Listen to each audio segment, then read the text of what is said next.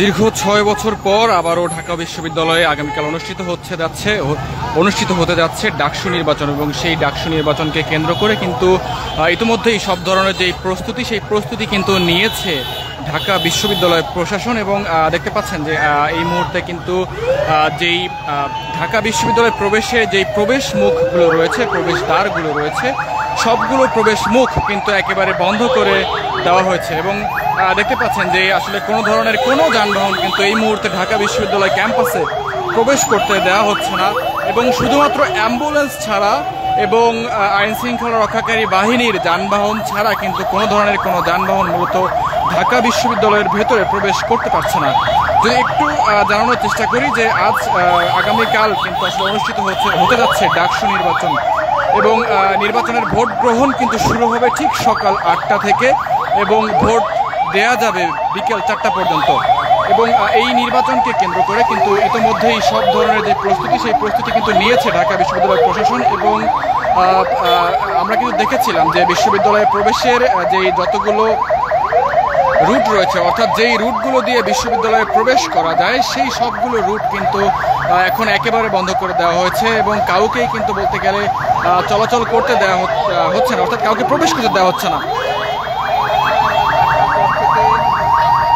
কাউকে প্রবেশ করতে দেওয়া হচ্ছে না। এবং যদি একটু জানিয়ে রাখি যে মূলত আসলে ঢাকা বিশ্ববিদ্যালয় কিন্তু আসলে দীর্ঘ ৬ বছর পর কিন্তু এই ডাকসু নির্বাচন অনুষ্ঠিত হতে যাচ্ছে এবং ঠিক সকাল ৮টা থেকে ৪টা পর্যন্ত কিন্তু এই নির্বাচন যে ভোট গ্রহণ সেটি কিন্তু চলবে।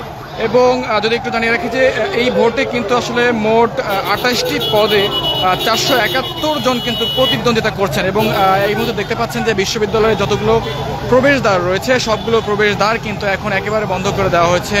এবং ঢাকা বিশ্ববিদ্যালয়ে যে নিজস্ব সিকিউরিটি টিম রয়েছে, অর্থাৎ বিএনসিসি সহ, রেঞ্জ সহ, রোভার স্কাউট সহ ঢাকা বিশ্ববিদ্যালয়ে যে নিজস্ব সিকিউরিটি টিম রয়েছে তারা কিন্তু আসলে এই যে নিরাপত্তা সেই নিরাপত্তার কাজ করছেন। এবং পাশাপাশি আসলে পুলিশের একটি টিম রয়েছে, পুলিশের অর্থাৎ শাহবাগ থানার পক্ষ থেকে একটি টিম রয়েছে। এবং যদি একটু জানিয়ে রাখি যে মূলত নির্বাচনকে কেন্দ্র করে কিন্তু আসলে গত কয়েকদিন ধরেই কিন্তু পুলিশের পক্ষ থেকে বেশ কিছু ব্যবস্থা নেওয়া হয়েছিল। তার মধ্যে আমরা কিন্তু আজকে দেখতে পেয়েছি যে প্রত্যেকটি কেন্দ্রের একেবারে সামনে কিন্তু আসলে যেই পুলিশের বেশ বড় একটি টিম তারা কিন্তু অপেক্ষা করছেন। এবং এই মুহূর্তে কিন্তু আসলে ভোট কেন্দ্রের সবগুলো যেই দরজা সবগুলো কিন্তু বন্ধ করে দেওয়া হয়েছে এবং আগামীকাল ঠিক সকাল ৮টা থেকে কিন্তু এই ভোট গ্রহণ শুরু হবে। যদি একটু জানিয়ে রাখি যে সহসভাপতি পদে অর্থাৎ ভিপি পদে কিন্তু প্রার্থী হয়েছেন মোট ৪৫ জন, জিএস পদে লড়বেন ১৯ জন এবং এজিএস পদে কিন্তু লড়বেন মোট ২৫ জন। এবং দেখানোর চেষ্টা করছি যে আসলে যেই সাধারণত যে যানবাহনগুলো রয়েছে, সাধারণ মানুষ যারা রয়েছেন তাদেরকে কিন্তু বলতে গেলে প্রবেশ করতে দেওয়া হচ্ছে না। শুধুমাত্র ঢাকা বিশ্ববিদ্যালয়ের শিক্ষার্থীরা যারা রয়েছেন তারা প্রবেশ করতে পারছেন, যারা সংবাদকর্মী রয়েছেন তারা প্রবেশ করতে পারছেন, যারা আসলে অ্যাম্বুলেন্স রয়েছেন অর্থাৎ যারা রোগী রয়েছেন তারা প্রবেশ করতে পারছেন এবং পাশাপাশি আইন শৃঙ্খলা রক্ষাকারী বাহিনীর যারা সদস্যরা রয়েছেন তাদের যানবাহনগুলোই মূলত প্রবেশ করতে পারছেন।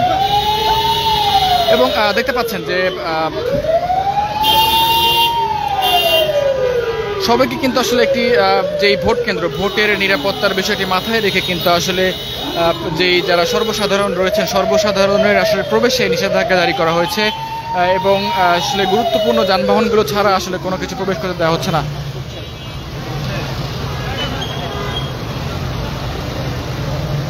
আসলে বলতে গেলে ঢাকা বিশ্ববিদ্যালয় কিন্তু আসলে বলতে গেলে ঢাকার যে প্রাণ কেন্দ্রে অবস্থিত এবং প্রাণ কেন্দ্রে অবস্থিত হওয়ার কারণে কিন্তু ঢাকা বিশ্ববিদ্যালয়ের যে রুটটি রয়েছে সেই রুটগুলো কিন্তু আসলে সাধারণ মানুষ ব্যবহার করে থাকেন।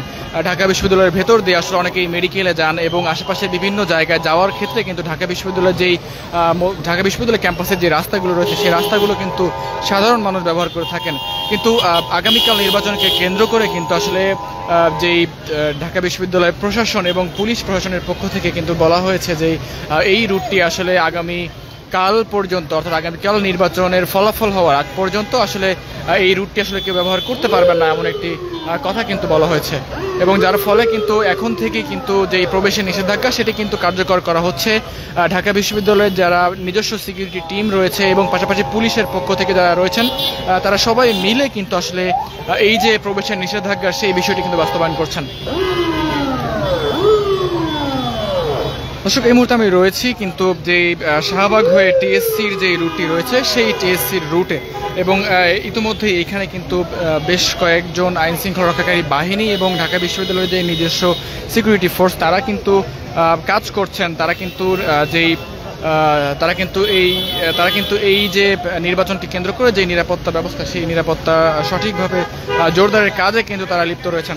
যদি একটু জানাতে চাই যে মোট ঢাকা বিশ্ববিদ্যালয়ের শিক্ষার্থীদের মধ্যে মোট ভোটার সংখ্যা কিন্তু রয়েছে প্রায় ৩৯,৭৭৫ জন। তাদের মধ্যে ছাত্র রয়েছেন ২০,৮৭৩ জন এবং নারী শিক্ষার্থী অর্থাৎ ছাত্রী রয়েছেন কিন্তু প্রায় ১৮,৯০২ জন। এবং ভোট গ্রহণ হবে কিন্তু মোট ৮টি কেন্দ্রে, এবং কেন্দ্রের মধ্যে কিন্তু বুথ থাকবে ৮১০টি, এবং এই ৮১০টি বুথে কিন্তু সকাল ৮টা থেকে একেবারে সকাল ৮টা থেকে কিন্তু বিকেল ৪টা পর্যন্ত ভোট দিতে পারবেন ঢাকা বিশ্ববিদ্যালয়ের শিক্ষার্থীরা। এবং ইতিমধ্যেই ৮টি বুথ এবং ৮টি ভোট কেন্দ্রে কিন্তু ৮১০টি বুথ কিন্তু ইতিমধ্যেই তৈরি করা হয়েছে, অর্থাৎ প্রস্তুত করা হয়েছে। এবং নির্বাচনকে ঘিরে কিন্তু গত কয়েকদিন ধরেই কিন্তু প্রচারণায় সরগম ছিল ঢাকা বিশ্ববিদ্যালয় ক্যাম্পাস, এবং এবারও কিন্তু নানা নাটকীয়তার মতো যে ঘটনা সেগুলো কিন্তু ঘটেছিল। এবং আদালতের রায় থেকে শুরু করে প্রার্থীদের মধ্যে পাল্টাপাল্টি অভিযোগ, আচরণবিধি লঙ্ঘনের ঘটনা, এমনকি গুজব ছড়ানোর বিষয়গুলোও কিন্তু ঘটেছে এই নির্বাচনকে কেন্দ্র করে। এবং ইতিমধ্যে এই মুহূর্তে আমি রয়েছি আসলে শাহবাগ হয়ে যে টিএসসি রুটটি রয়েছে সেই রুটে, এবং এইখানে কিন্তু আসলে শুধুমাত্র ঢাকা বিশ্ববিদ্যালয় ক্যাম্পাসের শিক্ষার্থীরা ছাড়া অন্য কাউকে কিন্তু আসলে ভেতরে ঢুকতে দেওয়া হচ্ছে না।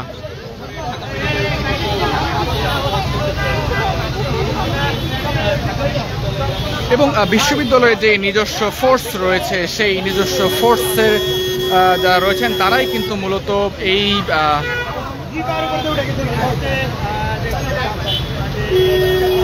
মূলত এই নিরাপত্তা নিশ্চিতের কাজটি করছেন।